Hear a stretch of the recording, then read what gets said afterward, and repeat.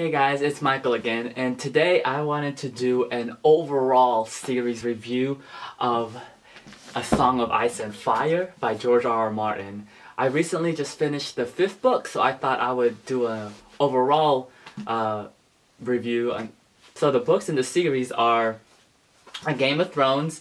This is actually the Barnes & Noble Collector's Edition.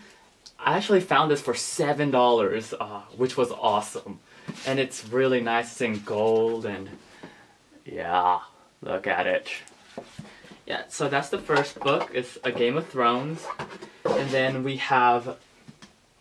I have the other version of this one too. I let my friend borrow it, so he has it still. The second book is A Clash of Kings. And then the third book is A Storm of Swords. And then the next book is A Feast for Crows. And the next book, the last one currently right now, is A Dance with Dragons. The whole series is really good. My favorite book, as you saw in my last video, is definitely A Storm of Swords. Okay, so I'm going to give you a short synopsis of the whole entire series, without spoilers of course. Basically, it takes place in this world called Westeros. Well, mainly Westeros, the mainland. And the ins and outs of what's going on. And with the series, you get different perspective between each and every single person. It constantly changes, especially as the series goes along. The viewpoints change constantly. I'm going to tell you what I like about each and every book. The first one I love about it is that it has this underlining mystery that I really like. And it's pushing the story, it constantly pushes the story forward. Because this is actually one, I really enjoyed this. I rated this 5 stars out of 5. I just really like that underlining mystery of what exactly happened to the previous Hand of the King, because you don't really know, and I really like that. The next book was A Clash of Kings, and what the first book taught me going into this is definitely do not fall in love with characters because things unexpectedly happen. And here, nothing majorly happens, as in major characters per se, but we did get introduced to some new characters, and because they are going to have more of an important role later on. What I like about this is the second book is that you get a major battle, and it's really awesome because you're seeing it from different perspectives as it's occurring, which is really cool. So this I gave it, I believe, 4 out of 5 stars because, let's be honest, it's not the best book in the series, but it's still pretty good. The next book, which is A Storm of Swords, best book in the series because this is where the Red Wedding happens, and it's just awesome. It's constantly action, something going on and on and on and on and on, and the ending, the last page at the epilogue is so good. It talks. This one is probably the most action-packed one out of all of them. But yeah, oh, so good. All right, the next book is A Feast for Crows. Now, A Feast for Crows and A Dance with Dragons are intertwined with each other. Things are happening here as things are happening in the 5th book, and at one point in the 5th book, A Dance with Dragons, it starts to converge along with A Feast for Crows, and things are starting happening together.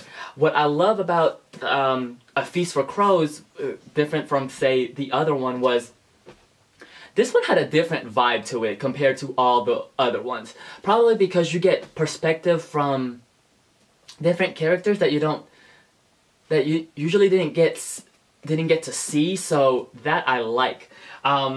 What I love about A Dance with Dragon, which is the last one in the series, is that it has this, I don't know what to call it, but it's really different when you're reading it from the other book. It has more of like a intriguing, interesting mood, I guess you could say, because what I gained from this book, unlike the other books, is more of a revelation. At this point of the series, I'm starting to believe, I don't know, this might be a crackpot theory, but I'm starting to believe, like, you're starting to see exactly who should be on the Iron Throne. Like, all these things about prophecies and dreams and just overall, it's starting to become more in that. And now what I love about this is, because unlike from A Feast of Crows, I did miss some of the characters' perspective. Some characters, but the ending to this is really, I don't know how to call it about the ending of this. I'm hoping that in Winds of Winter, which is the 6th book, I believe he released a couple of snippets from it. I haven't read those yet, but I'm hoping he answers a lot of questions, because there's some characters in here that I literally was shocked at what happened, especially towards the ending. Why? Why kill off characters? Why? Anyways, so I'm gonna talk to you next. I'm gonna talk to you about some of my favorite characters. I love Arya, especially her storyline. She really progresses as a person in general. Things are constantly happening with her, and I just love her as a person. Like, she is really spunky. She doesn't take crap from no one, but at the same time, she's still really headstrong. So, Daenerys, at first when I started the series, I was wondering, because I saw the TV show first, and then I started reading the whole thing. At first, people were, when I looked online, they said, a lot of people were a major fan of Daenerys. But then when I reached this book, I understood why people do not like her. Here she was kind of annoying. Like, I don't know what it was. Maybe it was, I don't know. She was just starting to become, like, I just wanted to grab her, and it's kind of, okay, I don't know how to say it. It's like I'm lost for words about her, because she's a character that, yeah, she's strong and everything, but at the same time, do you really know what you're doing? Because, I don't know, at the end of this.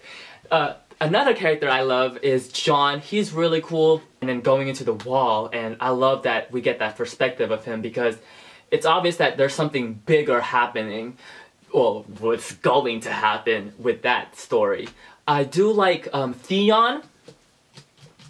Yeah, Theon's story is really interesting, just because when you get to this I was like, who is this character? And you kind of get what happens to him. So I really do like that. Another character that I'm okay with is Sansa. What I like about her is that she's one of those characters where she is essentially a pawn in this game that everyone else is playing. She's the froofy princess. She has this view of the world that's really ideal, but in this world it is not at all. And I do like her storyline. It was really good, so I did like hers. Tyrion is really good. I love him as a character. He kind of he talks a lot about the same thing that happens here in book 5 because of what happens in number 3. I guess it scarred him in a way, so he constantly just brings it up here. But I love him because he's a really good comic relief, so I really love reading his point of view. Brienne is another favorite character of mine. I just love her view as a person of what is right and what is wrong. Well, here in this world, there's no such thing anyways. But I love her that she stands up for what she believes in, and yeah, she's a person that does get bullied, but she's really strong, and she shows it, even though on the inside sometimes it does affect her in a way. I love Jaime. Jaime's a really interesting character because in the beginning of the series, you're supposed to not like him. It goes to show that the characters here are really constantly changing. Towards the end, especially here, I was like, okay, I really like him as a person. Like, I don't know, because he has this change about him that's really nice. And probably my favorite person to read, especially when you get to this book, A Feast for Crows, is Circe. She takes crazy to another level. I loved reading her viewpoints, her chapters. When I got to her chapters, I knew it was going to be crazy, just because she's crazy. She's a crazy person, and I loved it. I love that she's